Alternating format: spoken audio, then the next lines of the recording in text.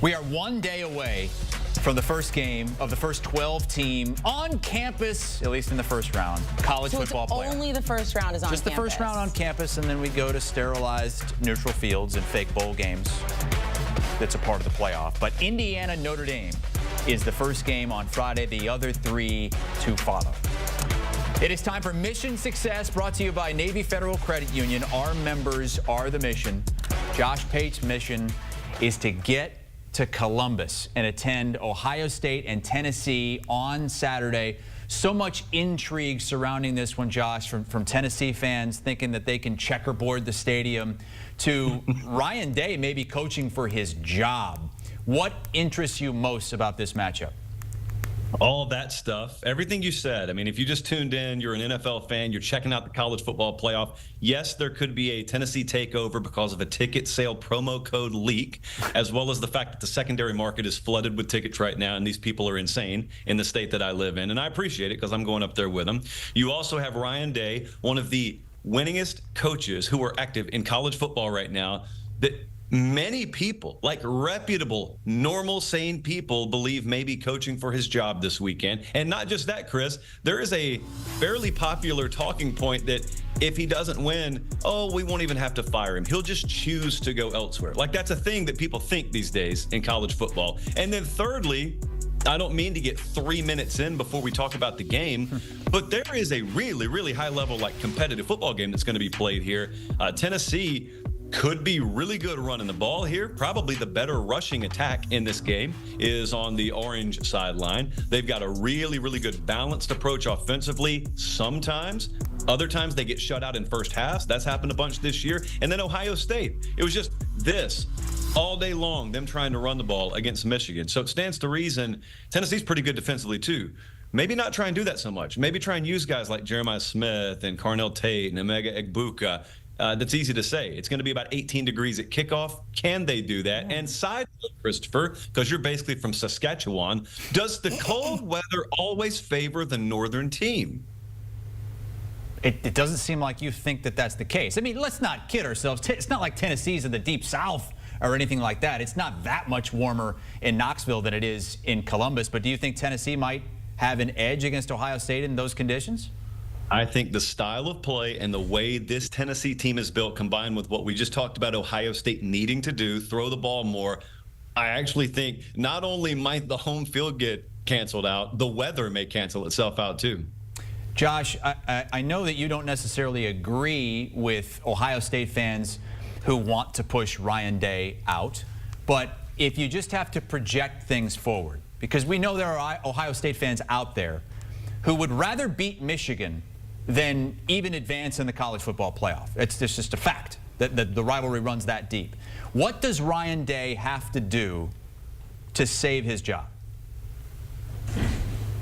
Okay, you'll have to prove to me that he would get fired if he loses this game, first off. So I am not necessarily a believer that his job is on the line, but I could be wrong about that. So I'm just saying that to preface that my answer is not he has to win day after tomorrow or boom, it's curtains.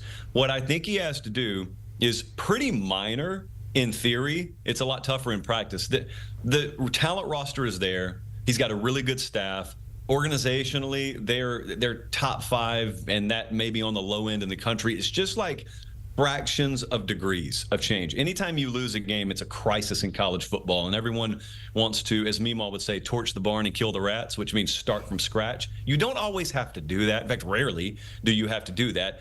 But I am a believer that when it comes to this whole Michigan thing, that is more important than the Big Ten or the national championship. That's the beauty of college football. It's the only sport on the face of the earth that you would say a regular season game, because of the rivalry nature of it, could supersede the value and importance of games that come after that in the postseason. So you got to beat them. The way you beat them is not to tear it all down and start from scratch. It's just to keep the focus on it, keep the intensity. I don't think they've ever lacked there. What I think is, whatever it is about their process leading up to that game fails them. And Michigan's process, whatever it is leading up to that game, brings out the best in them. All you're trying to do is bring out the best in your guys in your organization. Michigan's done that. Ohio State hadn't done that.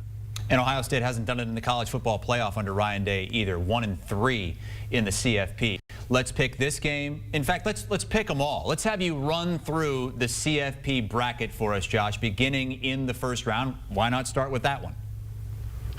Yeah, I leaned Ohio State here. I can't get out of my mind that Tennessee, as much as you think about what their potential is offensively, it could be ugly. But this Clemson-Texas game is the biggest mismatch to me in the first round. I've got Texas over Clemson. I mean, it is a playoff game. It is Dabo Swinney as an underdog, which is like oxygen to him. You would be very hard-pressed to paint me a scenario that's not Texas -3 turnovers that has Clemson winning that game. So I love Texas to win that game, and I would have them going on to Atlanta to face Arizona State. The game I'm going to be at, I've got Ohio State over Tennessee, and what I was just talking about is Tennessee has been so feast or famine in first halves this year, a little more famine than feast. Now, they've come back to win games, so they've been okay, but this may be the best defense they faced all year. Better than the Georgia defense, statistically. And they're on the road to do this just like they were that Georgia game. They got up 10-0, and they lost badly to Georgia. So I've got Ohio State advancing. I'll take Penn State over SMU. Also think that one could get lopsided. As much as everyone wants the romanticism of the first-round upset, they may have 110,000 there. They may have 80,000 there. I think Penn State outmans them and, frankly, played their best half of football the second half of the loss against Oregon. And Indiana-Notre Dame. I'm terrified, Christopher. I am terrified because it's either one or the other, and I think it's going to be like slam dunk. Either Indiana's run defense is all that it looks like it is on paper, and Notre Dame's got to throw the ball to win, and they can't, or Notre Dame just runs through the stat pack that they hand you because it's just paper. That's not where football games are played, and they run it 52 times for like 280 yards on Indiana. I am slightly leaning Notre Dame in that one. I think they'll end up winning the game. Bad posture on my part when you came back to the full screen there, I know. But that Indiana-Notre Dame one, that's the one that has kept me up at night. Not much later, like 15 minutes later, it's kept me up at night. Which of those first-round games is the closest to being an upset in your mind? I know you have all the favorites winning, but which one, is that the one that you would say is the closest? Easily that one. I mean, I've got to paint like legit. I've got to have a few things happen in these other games. Only one thing has to happen in that Indiana game.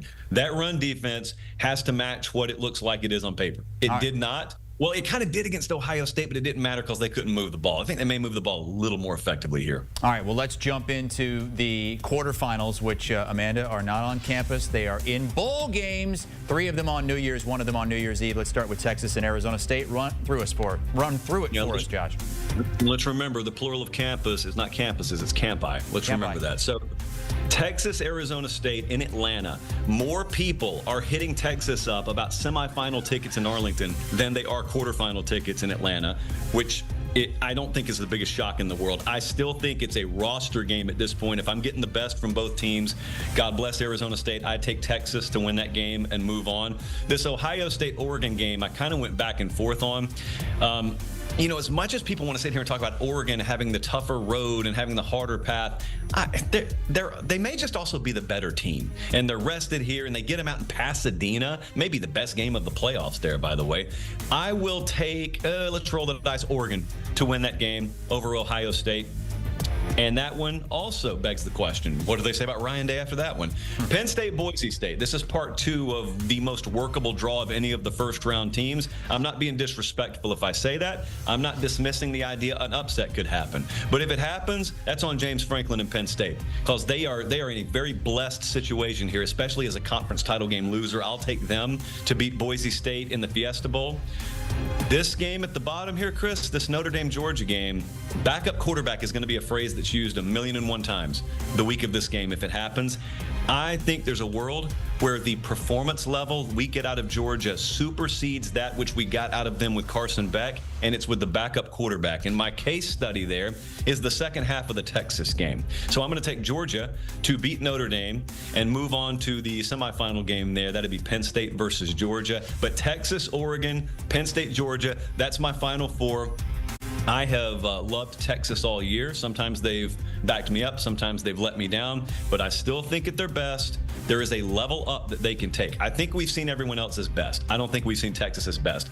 I am taking Texas over Oregon in one of those semifinal games. And if I'm right about Georgia in the quarterfinal, then I'm happy taking them in the semifinal with Gunnar Stockton. I will take Georgia over Penn State, which gives us, for the not one, not two, but third time this year, Texas versus Georgia in the national championship game. I have picked Texas, and I've gone 0-2.